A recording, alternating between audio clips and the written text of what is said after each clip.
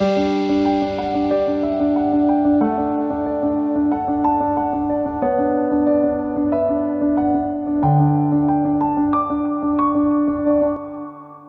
առավոտ սիրելի հեռուստադիտող, մենք դարձյալ եթերում ենք եւ այսօր փորձել ենք անդրադառնալ բավական տարածված մի խնդրի, ողնաշարի պարանոցային եւ կրծքային հատվածների ախտաբանական փոփոխություններին, որոնք ընթանում են ցավային համախտանիշներով։ Այդ կապակցությամբ տաղավարում հյուրընկալել է իմ լավ գործընկեր Կյան բժշկական կենտրոնի նյարդաբան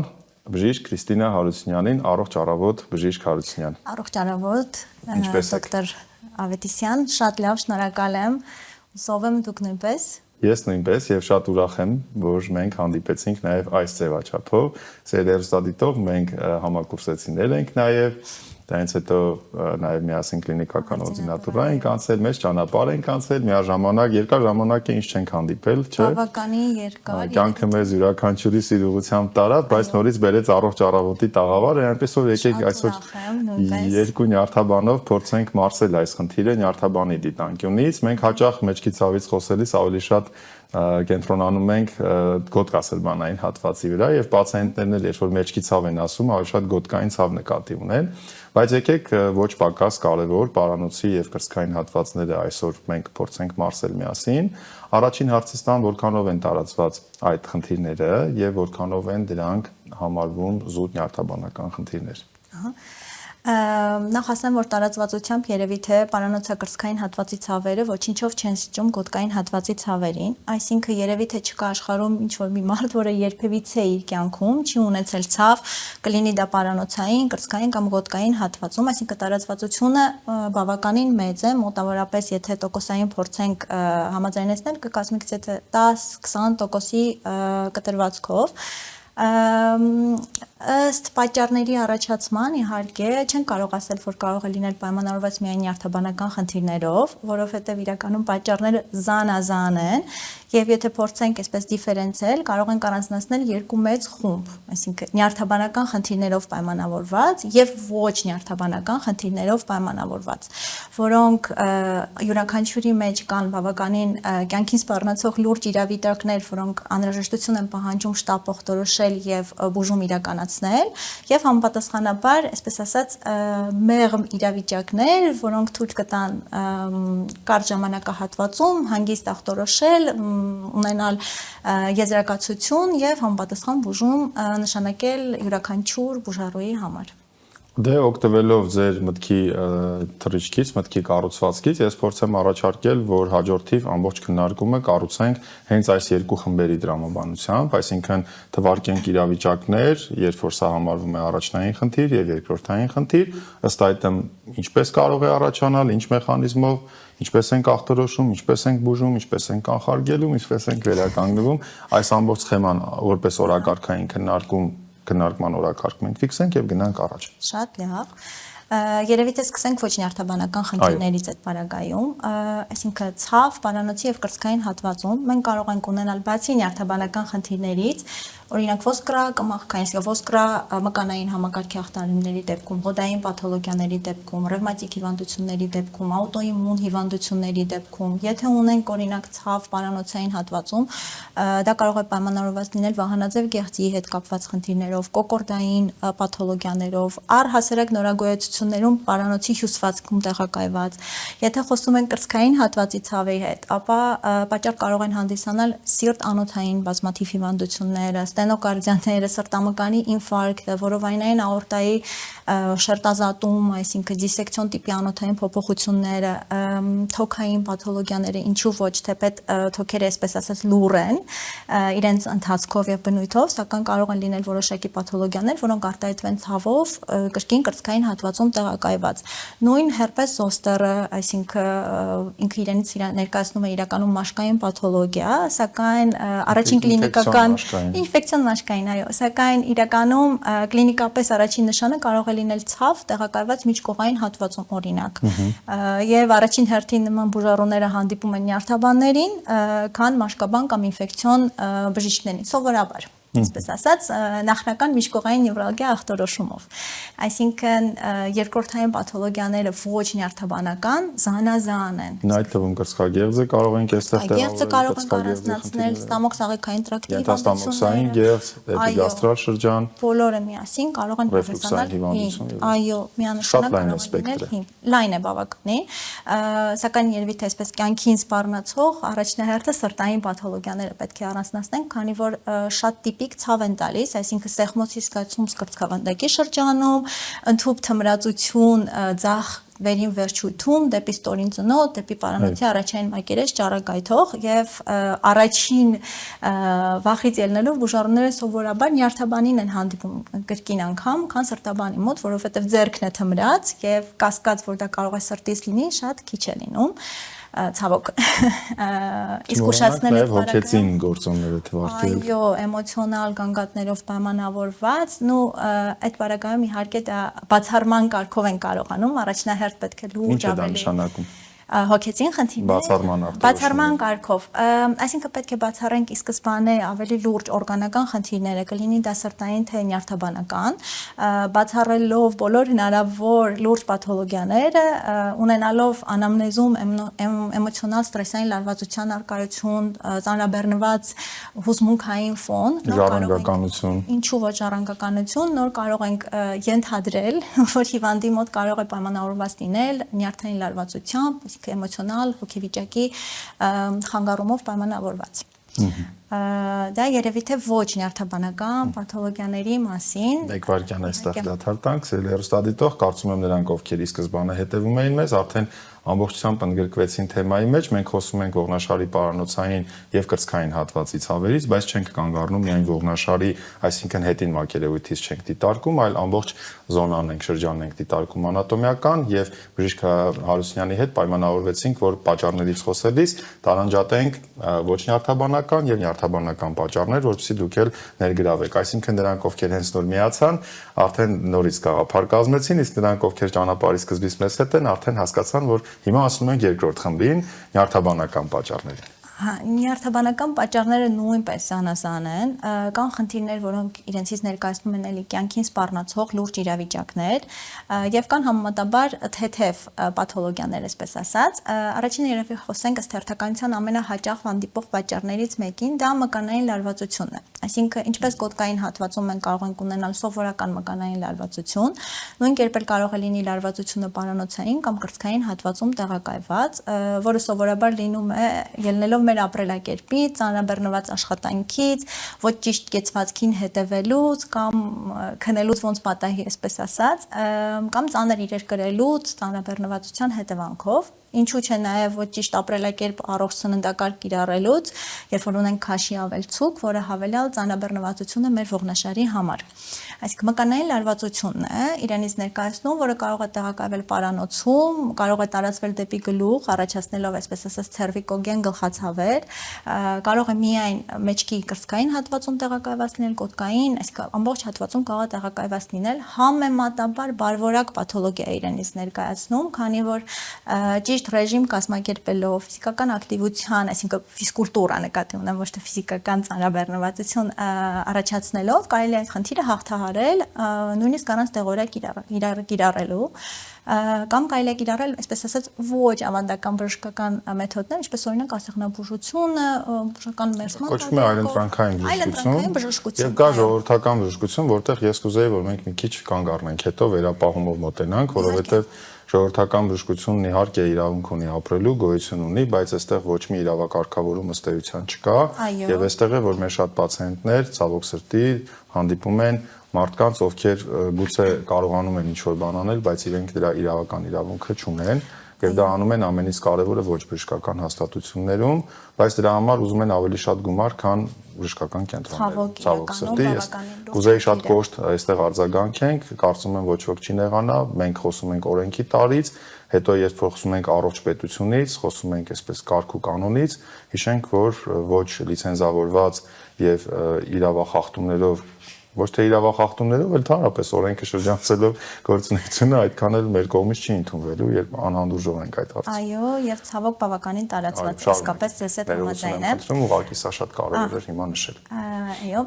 ուրեմն առաջինը մկանային լարվածություններ, երկրորդը երևի թե կարող ենք նշել, այսպես ասած, դեգեներատիվ դիստրոֆիկ փոփոխությունները, անպապորգոր բառ է հնչում երևի թե մեր բուժառուների համար, բայց ավելի լավ է հնչում, քան օստեոխոնդրոզը, ձեզ ասեմ։ Այդպիսի դիագնոզ իրականում դուք էլ ինձնից լավ գիտեք, մենք չունենք ամբողջ աշխարհում առհասարակ։ Այստեղ երկխոսենք, այսպես դասական հարցազրույց չէ, սա երկու գործընկերոջ հարցազրույց է, հատկապես երբ երկուսով ենք։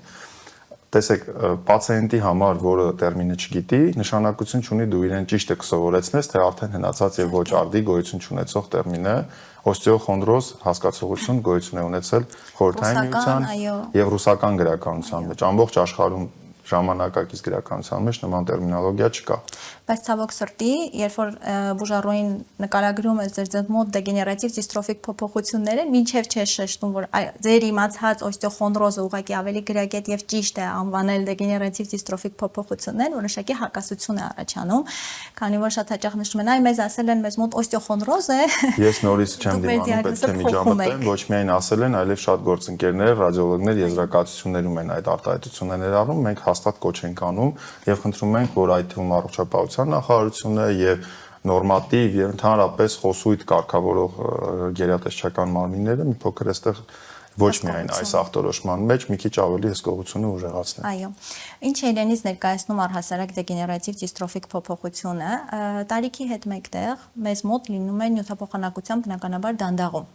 Ծերանում է մեր օրգանիզմը, որի հետևանքով հեղուկի պարունակությունն է կորցնում, էլաստիկությունից է զրկվում, որի հետևանքով կարող ենք ունենալ դիսկերի նստեցում, այսինքն մեր ողերն են, որոնք կարող են նստել մեկը մյուսի վրա եւ կարող ենք ունենալ էլաստիկության խանգարմամբ, այսինքն պակասման պայմանավորված ամեն մի շարժում կատարելիս մաշվածություն դիսկերի։ Դա էլ հենց իրենից ներկայացնում է դեգեներատիվ դիստրոֆիկ փոփոխությունները, ի սկզբանե, այսինքն սկզբնական փուլում անվնաս բան է իրենից ներկայացնում, այսպես ասած, սակայն եթե հետևողական չլինեք, ընթացքում դրա հետևանքով կարող են առաջանալ դիսկերի տեղաշարժ, արդեն ճողվածքների առաջացման հետևանք կարող են հանդիսանալ, ճողվածքները իրենցով, եթե նյարդարմատիկը չեն սեղմում,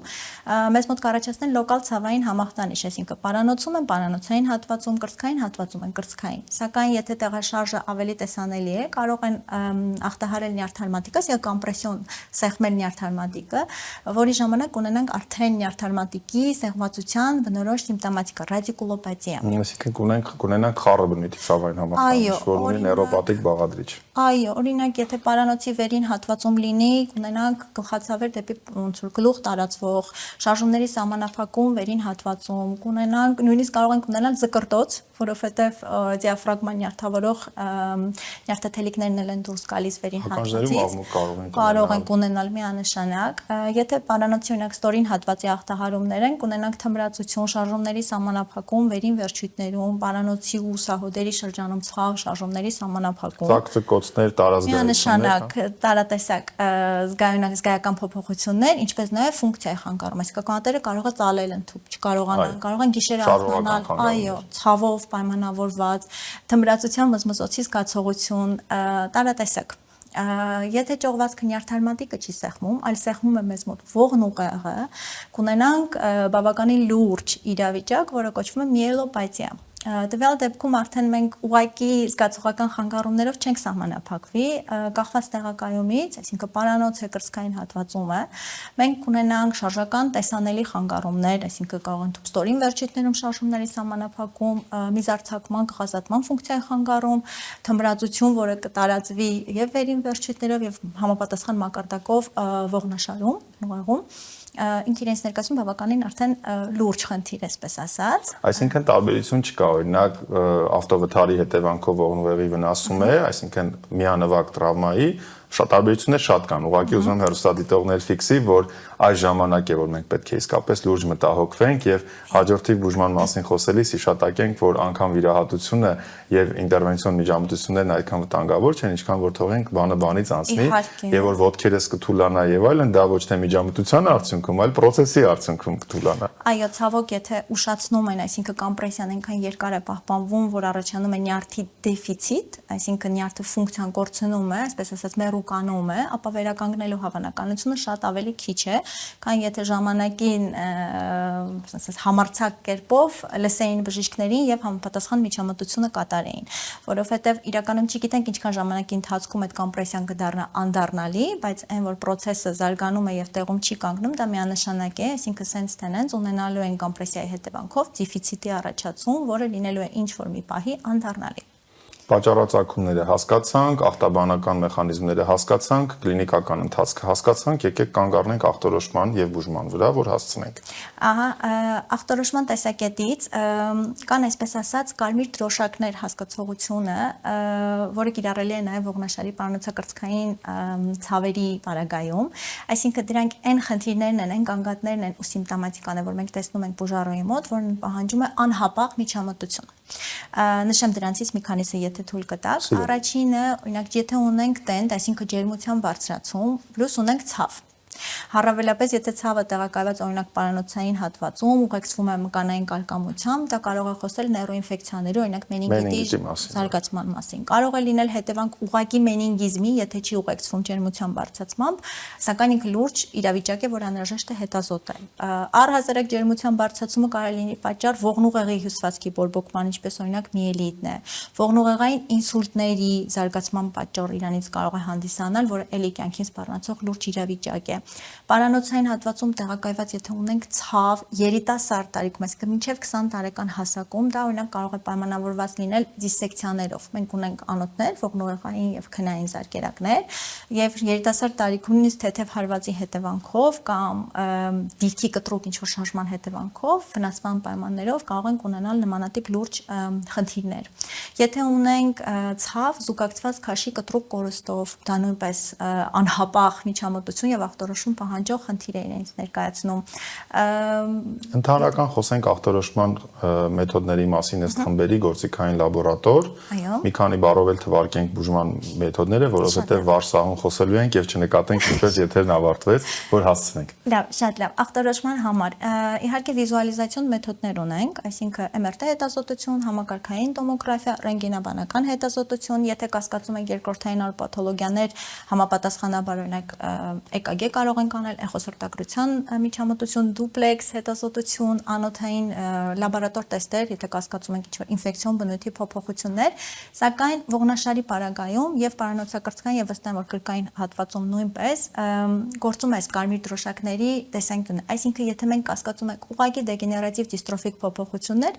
MRT անելու անհրաժեշտություն մենք առհասարակ միանգամից չունենք, գոնե թե ռենտգենով կարող ենք բավարարել։ Եթե կասկածում ենք հոդային, ոսկրային փոփոխություններ կամ կասկածում ենք որ կարող է նորագոյացություն կա ինչ-որ կամ ունենք պաթոլոգիական կոտրվածքներ, օրինակ երկարատև գլյուկոկորտիկոիդներ են օգտագործել, միանշանակ կարող են կիրառել ռենտգեն հետազոտություն, անհրաժեշտության դեպքում նոր կատարել MRT հետազոտություն։ Կամ նույնիսկ կատ է, որովհետեւ շատ դեպքերում համակարգային տոմոգրաֆիա, այո, ինչ ենք փնտրում։ Ցուցումով, կախված է ինչ ենք փնտրում, այո, իսկապես։ Եթե ուղղակի մտածում ենք, որ դեգեներատիվ դիստրոֆիկ փոփոխություն է, ճողվածքը, որը նյարդարմատիկը չի սեղմում, ողնուղեղի կոմպրեսիայի պատկեր մենք չունենք, չենք կասկածում դեմիլիզացնող հիվանդություն, վիզուալիզացիա անելու անհրաժեշտություն չունենք։ Նյարդաբանական ակնառու դեֆիցիտ,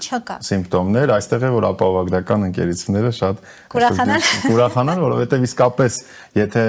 այդ սիմպտոմները ուղեկցող չկան, միանգամից հիպեր ախտորոշում պետք չի անել, իհարկե եթե պացիենտը նախատրամադրված չէ, եթե իր գրպանից է վճարում, երբեմն ինքն է պնդում, ասում ես օքեյ, կարող ես անել, չի խանգարի, բայց պարտադիր չէ, որովհետեւ շատ հաճախ եթե աստված մի արած է ինչ-որ մի բան բաց ենք թողնում, հետո շատ այլ բնույթի խոսակցություններ են առաջանում։ Այո, իհարկե համաձայն եմ, բայց սովորաբար ստատիստիկ փորձերն ու հետազոտությունները այսպես ցույց են տալիս, որ քայլ առաջ գնալը ավելի գրագետ է։ Այո, եւ MRT եթե չունենք այսպես ասած կարմիր դրոշակներ, անհրաժեշտ է կատարել այն դեպքում, երբ որ ունենք մնայուն persistent ցավ, այսինքն 6 շաբաթից ավել տևական ցավ, որը զուգակցվում է նյարդաբանական դեֆիցիտի ավելացմամբ։ Այդ դեպքում իսկապես բուժման անարդյունավետությունից ելնելով իհարկե պետք է կատարել վիզուալիզացիա, հասկանալ այնտեղ խնդիրը որն է, ինչու ցավը չի մեղմանում։ Մնացած բոլոր դեպքերում, եթե չունենք, այսպես ասած, վառ ցուցումները, անելու անհրաժեշտությունը իրականում ցավոք չունենք։ Այսինքն մեծ ուշադրություն ենք դարձնում գանգատներին, օբյեկտիվ զննման տվյալներին եւ իհարկե նյարդաբանական ուղղորդված զննման տվյալներին, ըստ անհրաժեշտության կիրառում ենք լաբորատոր գործիքային հետազոտություններ եւ այսպես շարունակ։ Հիմա շատ արագ մի քանի բառով խոսենք նաեւ բուժման հիմնական խմբերի մասին, որ հասցնենք նաև ներառել։ Շատ լավ։ Բուժումը կարող է լինել դեղորայքային, ոչ դեղորայքային, դա կոնսերվատիվ բուժման մասին է խոսքը գնում, կարող ենք ունենալ պահպանողական, այսինքն պահպանում ենք եղածը, փորձում ենք հետ վերականգնել։ Եվ երկրորդը կարող է ունենալ վիրահատական միջամտության անհրաժեշտություն, ու վիրահատական միջամտությունը լինում է սովորաբար տրավմատիկ միջամտության հետևանքով, եթե ունենք այնպիսի տեղաշարժներ, որ անհրաժեշտ է ֆիքսացիա կատարել, կամ ունենք ճողվածներ, որոնք կոմպրեսիա են անում ողնուղեղը, միելոպաթիա ունենք, կոպիտ սեղմված է, դիֆիցիտով ունենք խնդրեմ, միանշանակ այդ դեպքում միջամտություն անելու անհրաժեշտություն է լինում։ Ունենք հարաբերական եւ բացարձակ ցուցումներ նաև։ Այո, եթե խոսքը գնում է կոնսերվատիվ թերապիայի մասին, ապա առաջին հերթ ողնաշարի պարագայում մեզ մոտ գալիս են իհարկե բուժական ֆիզկուլտուրա, բուժական մերսում, ֆիզիոթերապևտիկ միջոցառումներ, եթե հակացություններ չունենք։ Այո, այս ամենը շատ անհատական ճանապարհային քարտեզ են գծում, եթե անհրաժեշտ է նույնիսկ կոնսիլիում է արվում նման մասնագետների միջև, եթե դրա հնարավորությունը կա, միևնույն կենտրոնում եւ միևնույն պացիենտին բացատրվում է, որ քեզ հետ X ժամանակահատվածում 3-ը կամ 4-ը գուցե աշխատենք, բայց հերթականությամբ։ Սա ամենից ազնիվ տարբերակն է, այլապես պացիենտի մոտ կարծիք է ստեղծվում, որ սա չկարողացավ ուղարկես մյուսի մոտ, այսպես նաեւ իրենք ֆուտբոլի գնդակ են, չէ՞, անվանում։ Եթե իրականում բացատրում ես ու հերթականությամբ ճիշտ նկատակում ես, ոչ մի սպասելիքի կառավարման մասին է խոսքը, որը շատ կարեւոր է։ Եվ դեղորայքային միջամտություն բնականաբար կարող է լինի, կարող ենք ունենալ պերոս, այսինքն խմելու տարբերակով կամ ներարկային տարբերակով, կամ կարող ենք ունենալ բլոկադաների հնարավորություն, երբ որ լոկալ սրսկումներ է կատարվում։ Այո, տարատեսակ ինտերվենցիոն միջամտություններ, մինիմալ ինվազիվ, ինչ որ առումով ինվազիվ, այսպես շարունակ։ Կախված սիտուացիայի ցուցումը կա, այսպես ասած, թե ցուցումը չկա։ Եվ ինդիվիդուալ, ինչպես նշեցիք, որովհետև ամեն օրգանիզմ անհատ է եւ ունի իր խնդիրները եւ հակացություններն ու ցուցումները, այսպես ասած։ Զուգահեռ կարող ենք կիրառել, այսպես ասած, ոչ ավանդական բժշկական մեթոդներ, ինչպես նշեցի, օրինակ ասեղնաբուժություն, բան, որը կիրառելի է զուգահեռ բժշկի։ Այո, զուգահեռ կամ ինչ-որ этаպում